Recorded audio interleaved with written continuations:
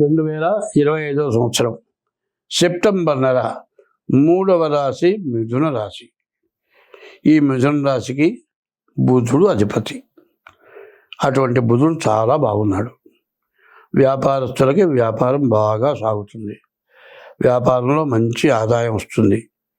బాగా ఎప్పుడు సంవత్సరంలో సంపాదించలేని సంపాదన అంతా కూడా ఈ మిథున రాశి వాళ్ళకి ఆదాయం ఉంది. కానీ డబ్బులు చేతికి వస్తుంటాయని పేరే కానీ ఎట్లా కుడి చేతిలోకి వచ్చిన డబ్బులు సెకండ్ ఆగవు. ఏదో ఖర్చు అయిపోతుంది. ఏమనిపిస్తుంది, బాగా సంపాదిస్తున్నాం, బాగుంది, ఖర్చు పెడదాం, అది కొందాం, ఇది కొందాం, ఇట్లాంటి పరిస్థితులు వస్తాయి. ఈ పరిస్థితుల్లో కొన్ని గ్రహాలు బాగుండకపోవటం చేత కొన్ని సమస్యలు వస్తాయి. ఇప్పట్లో చాలామందికి చాలా కోరికలు ఉంటున్నాయి. ఇవాళ ఒక డబల్ కాట్ మంచం ఉందండి, పందిరి మంచంలాగా ఉంది. అదే టేకు మంచం ఉందండి, కనీసం 2 లక్షల రూపాయల టేకు మంచం ఉంది. ఆ కోరిక ఉంటుంది. పోయి ఈ రాశివాళ్ళు ఈ నెలలో ఒక టేకు మంచం కొంటారు. 1,50,000 2 లక్షలు. అది కొని డబ్బులు కట్టంగానే ఇంటి దగ్గర నుంచి ఫోన్ వస్తుంది. మీ నాన్న పడ్డాడయ్యా, కాలు విరిగింది, వెంటనే హాస్పిటల్కి తీసుకెళ్ళాము, ఆపరేషన్ చేయాలి, మరి చాలా ఖర్చు అవుతుంది అంటున్నారు, షుగర్ ఉంది, బీపీ ఉంది, ఇవన్నీ కూడా కంట్రోల్ చేసి ఆపరేషన్ చేయాలి, కనీసం 3-4 లక్షలు అవుతుంది అంటున్నారు అని ఫోన్ చేస్తారు. ఈ ఫోను ఇక్కడ మంచం 2 లక్షలు పెట్టి మంచం కొనగానే మాట వస్తుంది. మంచం బయట పెట్టాయా, మా నాన్నకి డబ్బు చేసింది, డబ్బులు లేవు, నా డబ్బులు నాకు కనీసం 2 లక్షలు పెట్టి కొనుక్కున్నా కదా, 25,000 తీసేసుకొని 1,75,000 ఇవ్వవయ్యా. అట్లా జరగదండి. కొన్న తర్వాత ఇచ్చే పర్లేదు. పోనివయ్యా, సగం తగ్గించుకొని ఇవ్వయా. అసలు నీకు 2 లక్షలకి 20 రూపాయలు కూడా నేను ఇవ్వను, తీసుకోను. నేను అమ్మటానికి కూర్చున్నాను కానీ నీ దగ్గర రిటర్న్ తీసుకుంటాను, నేను కూర్చోలే, నేను ఇవ్వను, నీకు అక్కర్లే, అది రోడ్డు మీద పారేసిపో అంటాడు.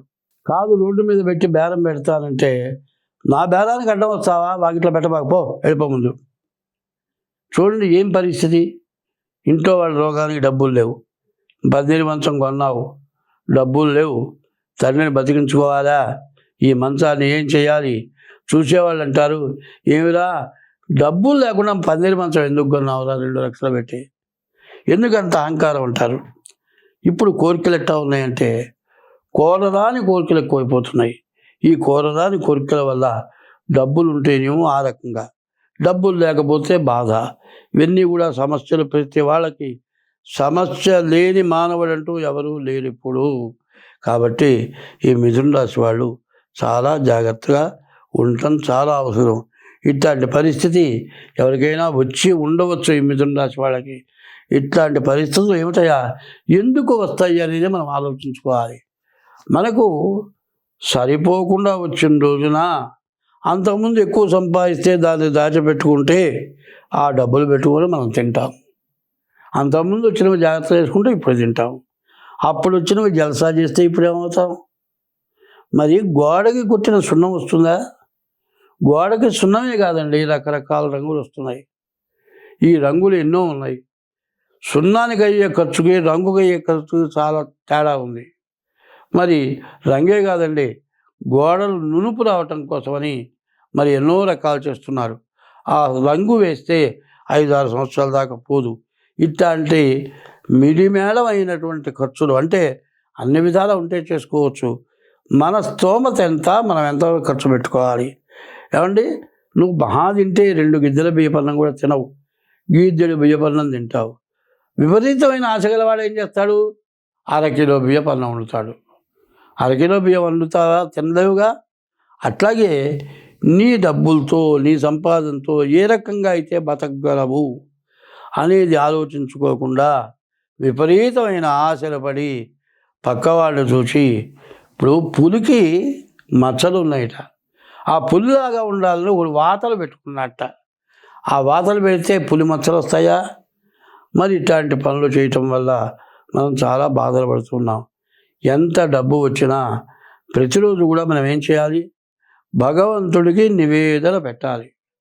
అన్నం వండిన తర్వాత దేవుడికి నివేదన పెడతాం. ఆ నివేదనను ఏమంటారు? అన్నం వండాం, పప్పు, కూర, పచ్చడి అన్నీ చేసాం. అన్నీ పళ్ళల్లో పెట్టుకొని దేవుడి దగ్గర దీపారాధన చేసి పూజ చేసి నివేదన పెడతాం. నివేదన అనే పదానికి అర్థం ఏమిటో తెలియాలి. ఆ నివేదన దేవుడికి పెట్టానయ్యా, దేవుడికి పెట్టిన తర్వాత నేను తిన్నాను. దేవుడికి పెట్టడానికి నీకు వల్ల కాదు, దేవుడు నీకు పెట్టాడు, నువ్వు దేవుడికి ఏం పెడతావు? కాబట్టి అర్థం ఏంటంటే దేవుడికి చూపించాయా, నువ్వు ఇస్తే నేను బతుకుతున్నా, ఇదిగో నువ్వు ఇచ్చింది మొత్తం నువ్వు చూపించా, నేను తినబోతున్నాను.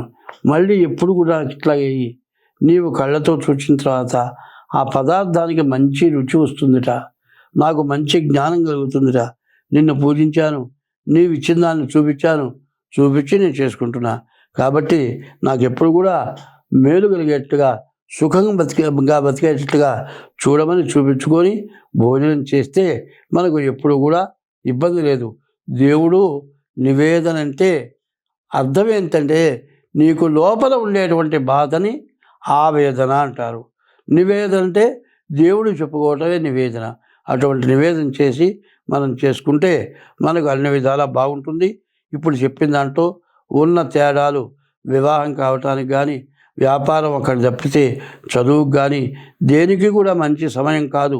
డబ్బులు వస్తున్నాయి, ఆ వచ్చిన డబ్బులు పోగొట్టుకోకుండా కాపాడుకోవాలంటే మీ డేట్ ఆఫ్ బర్త్ ద్వారా మీ జాతకం చూపించుకొని మీరు జాతకం ద్వారా నడిస్తే మీకు బాగుంటుంది. స్వస్తి.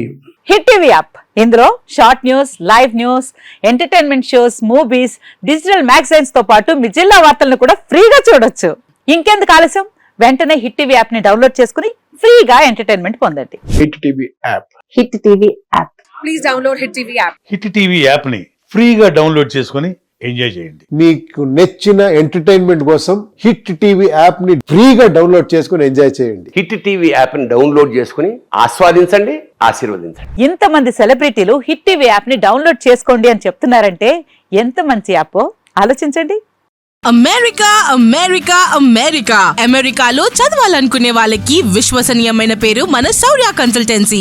UK లో 1 year masters, UK లో 1 year masters, 2 years work permit up to 5 years visa. Contact Saurya Consultancy. Contact 89851 89851.